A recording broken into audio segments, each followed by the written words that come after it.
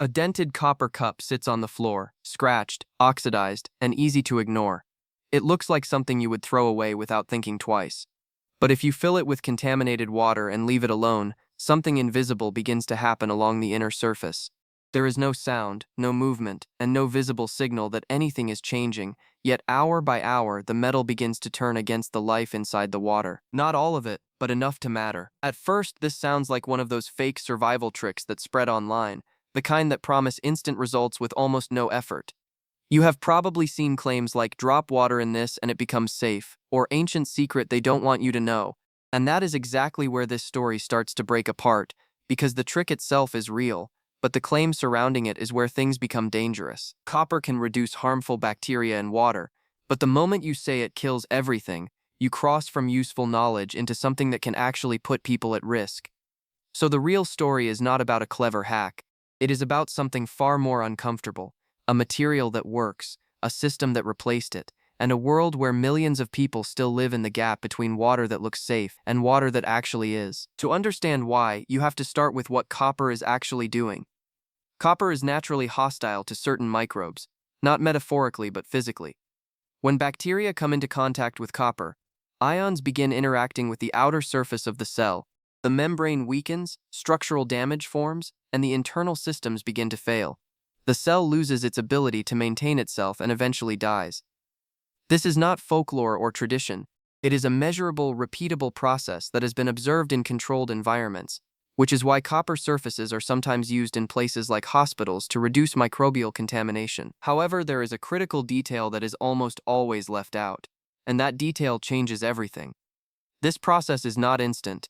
When people hear that something kills bacteria, they imagine speed, something that works in seconds or minutes. Copper does not behave that way in water. In multiple studies, contaminated water stored in copper vessels showed significant reductions in harmful bacteria only after long periods of contact, often around 16 hours. In other words, overnight. That single constraint transforms the entire idea. This is no longer a quick fix or a viral trick. It is a slow, time-dependent reduction in risk. And once you understand that, the focus shifts away from the object itself and towards something much more important, the role of time. If something takes many hours to work, then it only matters in situations where water sits still for long periods. That leads to a deeper question: when does water actually sit still? Not in treatment facilities or pressurized systems, but inside homes, inside containers, after it has already been collected and transported.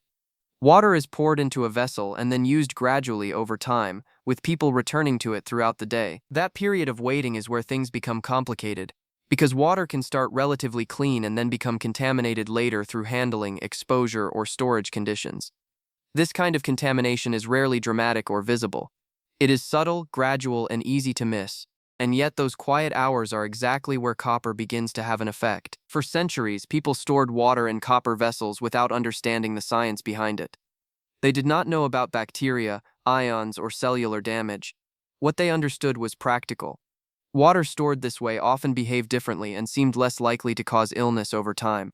Then modern materials and systems replaced those practices. Stainless steel, plastic, centralized treatment, and chemical disinfection transformed how water was managed, and in many cases, those changes saved countless lives. This is not a story about rejecting modern systems. It is about recognizing something smaller that was left behind. Copper does not scale easily. It does not treat large volumes instantly, it does not move through pipes, and it cannot replace infrastructure. It simply sits there, working slowly at the surface. That makes it difficult to standardize, difficult to monetize, and easy to overlook. But overlooked does not mean irrelevant. In many parts of the world, people still rely on stored water, and every step between collection and consumption introduces new risk.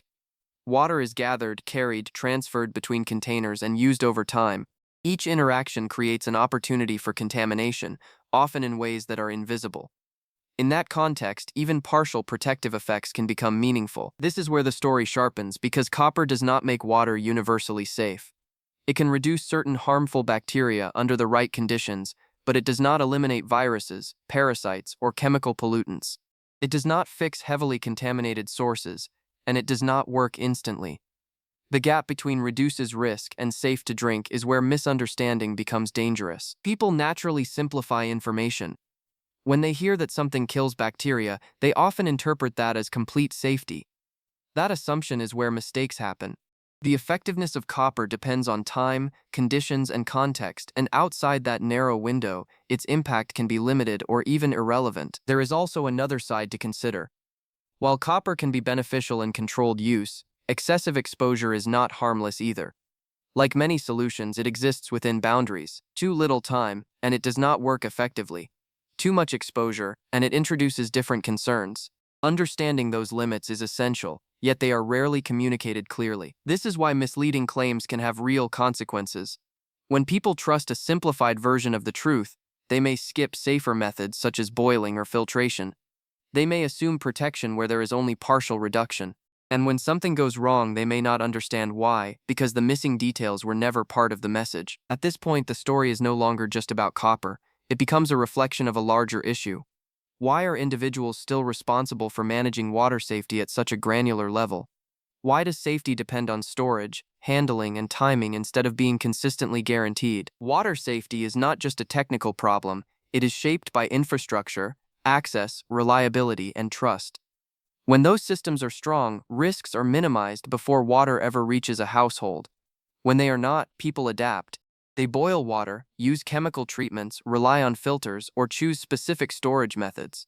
Copper becomes one option among many, not because it is perfect, but because it offers a small advantage within a larger set of constraints. What often gets lost is the difference between a simple trick and a system of behaviors developed for survival.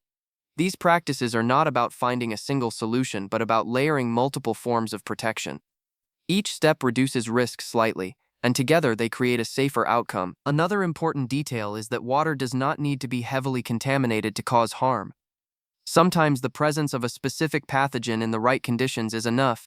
Because contamination frequently occurs after collection, the way water is stored and handled becomes just as important as where it originally came from. When you look at a copper vessel through this lens, it stops being a curiosity or a hack. It becomes a response to a real problem. It represents an attempt to manage risk in environments where safety is not guaranteed at every stage. This is why the original claim feels both exaggerated and incomplete. Saying that a cheap metal can kill all bacteria makes the idea sound powerful, but it hides the complexity that actually matters. The truth is not about total elimination. It is about partial reduction, influenced by time, conditions, and context. So the reality is clear. Copper can reduce harmful bacteria in stored water under specific conditions, and that effect is real and supported by observation. But it is not instant, not universal, and not sufficient on its own. Treating it as a complete solution creates a false sense of security, and that is where the real danger lies. Because the most dangerous factor in this story is not the bacteria itself. It is the belief that a single step is enough. False certainty leads people to stop too early, trust too much, and overlook the limits of what they are using. What people were never told is not that a hidden metal can solve everything.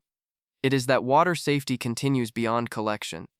It depends on what happens during storage, during handling, and during the time in between. And sometimes, something as simple as the material of a container can influence that process in small but meaningful ways. The dented copper cup, then, is not a miracle and not a myth. It is a clue.